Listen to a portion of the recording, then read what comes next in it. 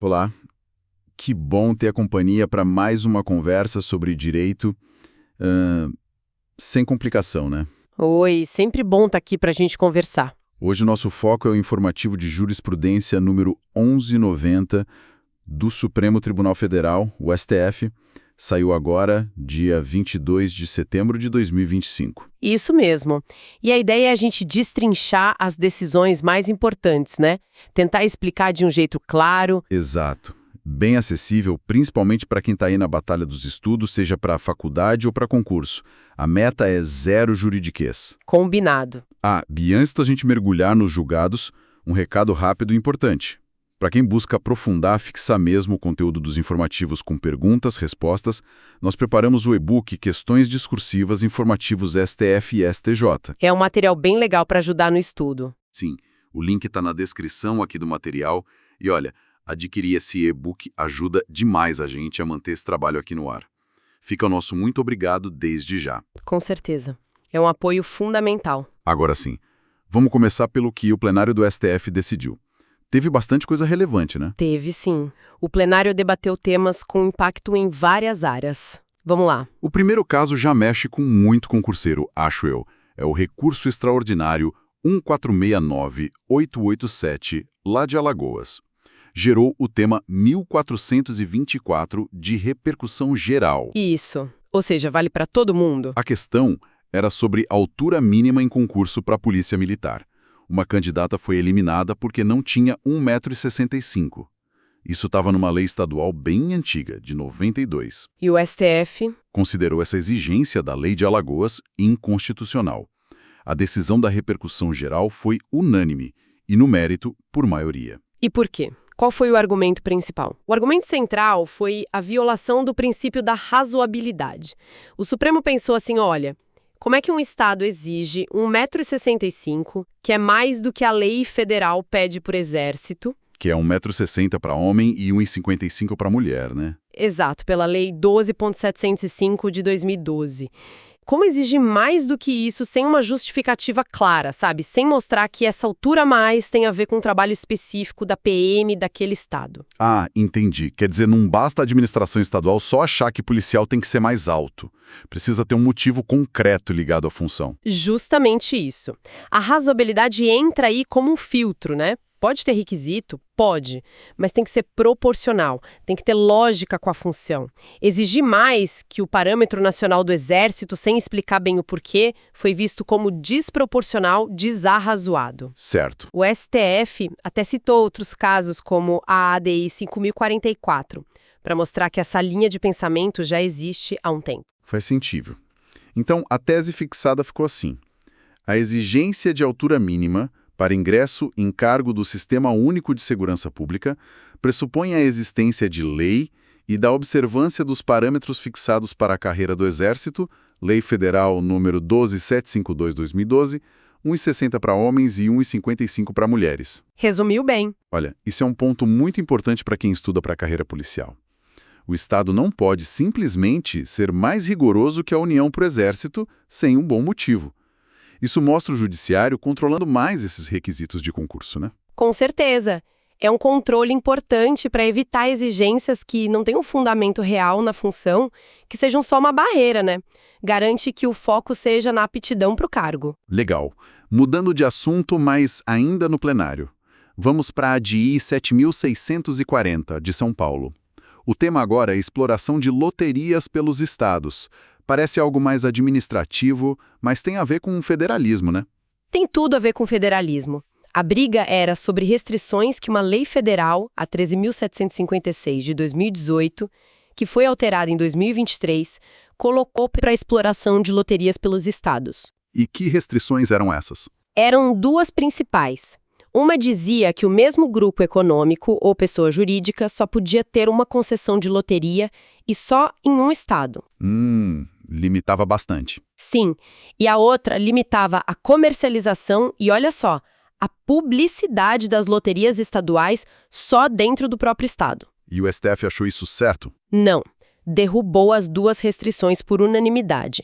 Declarou inconstitucional tanto a regra de uma concessão por grupo estado, quanto a proibição de fazer publicidade fora do estado. Com base em quê? O Supremo entendeu que a lei federal estava invadindo a autonomia dos estados. A Constituição, no artigo 175, diz que os estados podem explorar serviços públicos e o STF já tinha dito antes, nas ADPFs 492 e 493, que loteria é serviço público estadual. Ah, então a União não podia se meter tanto assim. Exato. Além disso, o STF disse que as restrições feriam a proporcionalidade, a livre concorrência e a livre iniciativa. A União não pode criar barreiras ou privilégios sem uma justificativa muito forte. Mas será que a ideia da lei federal não era evitar concentração de mercado, monopólio? Pode até ter sido a intenção, mas o STF avaliou que a medida não era nem adequada, nem proporcional para isso. Limitar uma concessão por grupo, na verdade, podia até prejudicar estados menores que teriam mais dificuldade para atrair empresas boas. E a publicidade? Por que proibir fora do estado? Essa, então, foi considerada sem justificativa nenhuma, porque um estado não pode tentar atrair jogadores de outros lugares anunciando sua loteria. Não fazia sentido na visão do STF. Entendi. Então, na prática, isso dá mais fôlego para os estados gerenciarem suas loterias. Podem contratar empresas que já atuam em outros locais, fazer propaganda fora. Exatamente isso.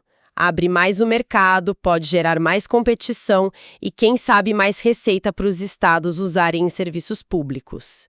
É um caso bem interessante que mostra essa tensão, entre as regras gerais da União e a autonomia dos estados. Para quem estuda, é um prato cheio mesmo.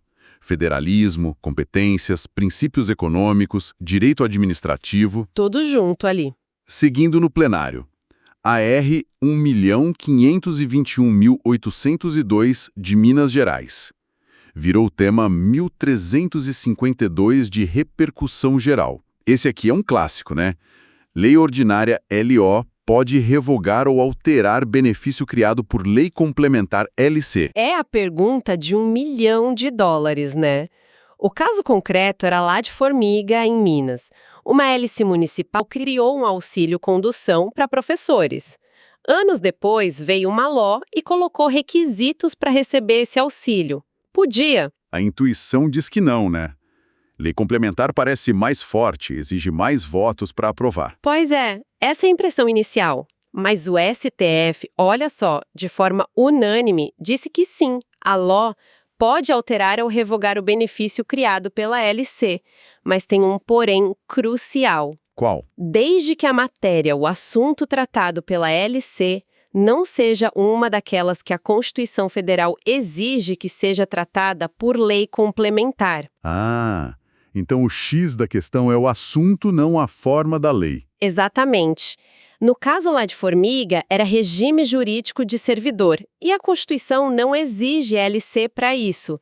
Então, o Supremo aplicou o princípio da simetria e a ideia de lei complementar materialmente ordinária. Explica isso melhor. Se LC tratou de um assunto que podia ser tratado por ELO, ela tem força de ELO para fins de alteração ou revogação por outra ELO no futuro. É como se o legislador tivesse usado uma forma mais solene, LC, para algo que não precisava de tanta solenidade. Aí, uma lei normal, ELO, posterior pode mudar aquilo. O STF já tinha decisões nesse sentido, como na ADI 2872. Entendi. Então, o pessoal que estuda, atenção total à reserva constitucional de lei complementar. Se a matéria não está naquela lista exclusiva da Constituição, vale a regra. Lei ordinária posterior pode revogar ou alterar a anterior, mesmo que essa anterior tenha roupagem de complementar. A tese ficou: é possível a revogação ou alteração por lei ordinária de benefício instituído a servidor público por lei complementar, quando materialmente ordinária, observado o princípio da simetria. Perfeito. Mas isso não gera uma certa insegurança? O servidor olha lá o benefício na LC e pensa, tô protegido. E aí vem uma LOI e muda. É uma preocupação que existe. Mas a decisão reforça que a proteção maior vem dos direitos adquiridos, das regras de transição e não tanto da forma da lei em si, quando a matéria podia ser tratada por lei ordinária. O legislador comum continua podendo ajustar o regime dentro dos limites da Constituição, claro. Certo. Agora um tema bem pesado, muito importante. ADI 7555.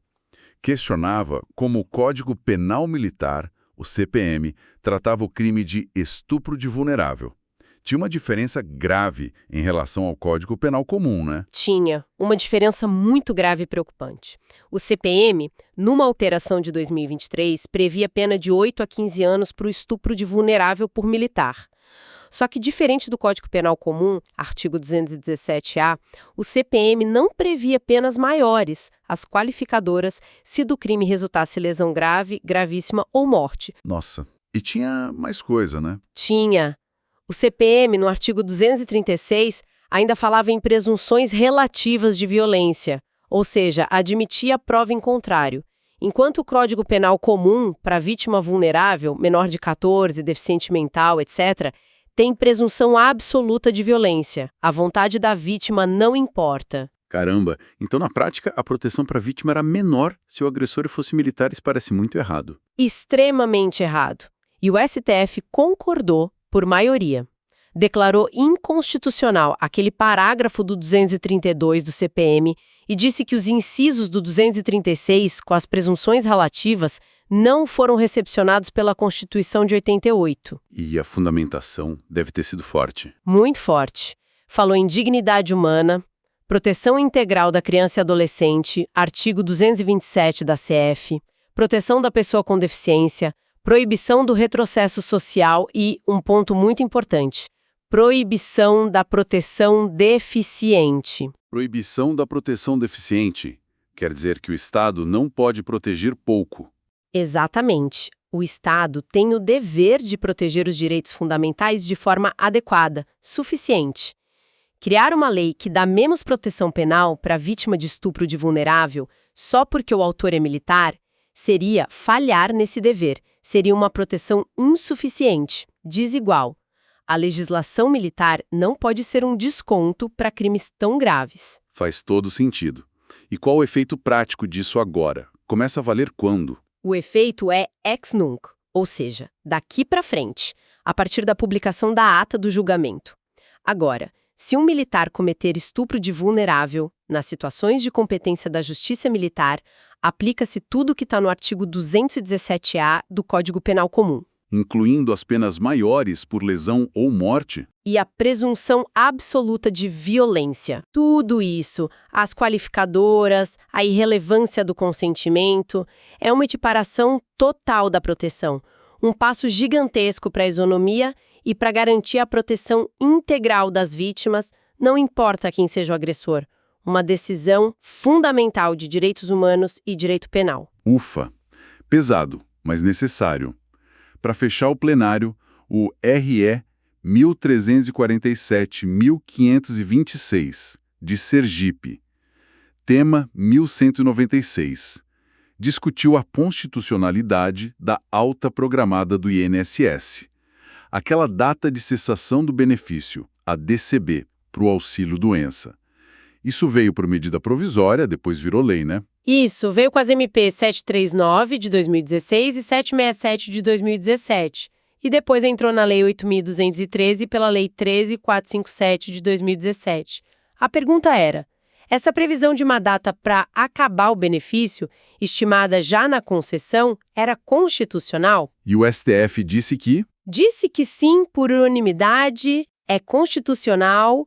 Analisaram se as MPs tinham os requisitos de relevância e urgência. O STF entendeu que sim, que eram justificadas pela necessidade de melhorar a gestão dos benefícios, evitar pagamentos indevidos, fraudes. O controle do judiciário sobre relevância e urgência de MP é bem limitado e o STF não viu abuso. E não violava outras regras da Constituição. Argumentaram que violava o art. 246, que proíbe MP sobre matéria de emenda constitucional de um certo período, mas o STF afastou isso porque as MPs mexeram na Lei 8.213, que é bem anterior a esse período. Então a ideia da alta programada foi vista como uma ferramenta de gestão válida pelo STF. Foi. como uma opção do legislador para tentar racionalizar o sistema, sabe? Otimizar as perícias, dar uma previsibilidade. O INSS chama de COPS, cobertura previdenciária estimada. Tá, mas e a pessoa que chega naquela data e continua doente, incapaz? Ela perde o benefício, assim, automaticamente? Não. Esse é o ponto-chave que o STF destacou e que a própria lei já trazia. A alta programada não tira o direito do segurado de pedir a prorrogação do benefício antes da data de cessação, se ele continuar incapaz. Ah, bom, então existe essa possibilidade de pedir para continuar. Sim, esse direito à prorrogação é garantido. A DCB é como um marco inicial, mas se a incapacidade persiste, o segurado tem que se manifestar e pedir para continuar recebendo. Entendi. Então valida a ferramenta do INSS, mas mantém a proteção para quem realmente precisa. No equilíbrio, né? Para quem estuda previdenciário, essa é crucial. A tese não viola os artigos 62, caput e segundo primeiro e 246 da Constituição Federal, a estipulação de prazo estimado para a duração de benefício de auxílio-doença conforme estabelecido nos parágrafos 8º e 9º do artigo 60 da Lei 8.213/1991. E aí cita as leis. Exatamente. Valida a gestão, mas com a salvaguarda do direito à prorrogação. Beleza. Saímos do plenário. Agora, um julgamento que chamou muita atenção na primeira turma. A Ação Penal 2668. Ficou conhecida como a da trama golpista, né? Focou no núcleo 1 dos supostos autores intelectuais instigadores de atos antidemocráticos ligados a 8 de janeiro de 2023. Como isso foi julgado na turma e não no plenário? O informativo explica que teve uma mudança no regimento interno do STF, a emenda 59 de 2023. Ela passou para as turmas o julgamento de inquéritos e ações penais sobre esses temas que começassem depois de dezembro de 2023. Ah, tá. Salvo os que já estavam no plenário. E também tinha a questão do foro por prerrogativa de função de alguns réus na época dos fatos, que já atraía a competência do STF. Entendi. E o centro da discussão foram aqueles crimes novos contra o Estado Democrático de Direito, certo? Isso, principalmente 2 tipos penais que entraram no Código Penal em 2021. A abolição violenta do Estado Democrático de Direito, artigo 359-L, e o golpe de Estado, artigo 359-M. E como o STF interpretou cada um? O de abolição violenta foi entendido como a tentativa de impedir ou atrapalhar, usando violência ou grave ameaça, o funcionamento dos poderes executivo, legislativo e judiciário. Protege o livre exercício dos poderes. Já o golpe de Estado é a tentativa de derrubar, também com violência ou grave ameaça, o governo legítimo. Protege o governo eleito, seja impedindo a posse, seja derrubando quem já está lá. E um ponto que sempre surge nesses casos: um crime engole o outro ou podem ser somados? É a questão do concurso de crimes. O STF entendeu que não há absorção ou consunção entre eles. São crimes autônomos, protegem coisas diferentes. Então é possível o concurso material somar as penas se as condutas praticadas buscaram os 2 resultados. O informativo traz um resumo dos fatos, segundo a acusação do Ministério Público Federal. É importante a gente frisar que estamos só relatando o que está no resumo da decisão, sem tomar partido. Sim, fundamental essa neutralidade. A acusação, então, apontou que integrantes do governo anterior, incluindo o ex-presidente, militares, teriam agido para impedir a posse do governo eleito em 2022. Usaram órgãos públicos para monitorar adversários, atacaram a justiça eleitoral, a democracia e teriam até feito uma minuta de decreto de golpe. Com previsão de prisões de autoridades, ministros do STF, presidente do Senado. E os atos de 8 de janeiro seriam parte desse plano maior, segundo a acusação. E o resultado, segundo o informativo, foi que a primeira turma, por maioria, concordou com a acusação e condenou os réus desse núcleo. As penas mesmo não foram detalhadas no resumo. É sem dúvida um julgamento marcante para a aplicação desses novos crimes e para a resposta do judiciário a esses atos, né? Com certeza. Define parâmetros importantes para esses tipos penais. Para a gente ir finalizando, o informativo trouxe também umas normas internas do STF. Resolução 884, criando o programa STF Plus Seguro, Portaria GDG 136, atualizando preços de publicações lá do STF. E a Resolução 885, mudando regras sobre imóveis funcionais. Coisas mais internas mesmo. E um aviso útil. Aquela sessão plenário virtual em evidência, que mostrava o que ia ser julgado virtualmente, agora uma publicação separada, semanal, tá lá no portal do STF. Fica mais fácil de achar para quem acompanha isso de perto. Bom, acho que demos uma boa varrida no informativo, hein? Falamos da altura mínima na PM, da liberdade dos estados nas loterias, daquela questão da lei complementar versus ordinária para benefício de servidor. Falamos do ajuste importantíssimo na proteção de vulneráveis no Código Penal Militar, da validação da alta programada do INSS, mas com a garantia da prorrogação. E fechamos com esse julgamento da primeira turma sobre os atos antidemocráticos. Foi um informativo bem denso mesmo. Foi sim. E só reforça, né? Para quem está na área jurídica, estudante ou profissional, tem que acompanhar essa evolução da jurisprudência. Não tem jeito. A interpretação das leis, da Constituição, está sempre mudando. Verdade. E para a gente terminar, fica aquela provocação para pensar um pouco mais. A decisão da altura mínima na PM usou muito a razoabilidade, a conexão com a função. Será que essa mesma lupa da proporcionalidade e da necessidade não poderia ser usada com mais força para analisar outros requisitos de concurso que às vezes parecem meio subjetivos? Tipo avaliações psicológicas, investigação social. Exato. Até que ponto esses filtros medem mesmo a aptidão para o cargo ou acabam virando barreiras que não têm tanta lógica assim? Fica aí a pergunta no ar. Uma ótima reflexão. Bom, agradecemos demais a companhia de quem nos ouviu até aqui. E não esqueçam do nosso e-book Questões Discursivas Informativos STF e STJ. O link está na descrição. Além de ser uma ferramenta de estudo, ajuda muito o nosso projeto a continuar. Isso aí. Muito obrigado e até a próxima. Até a próxima.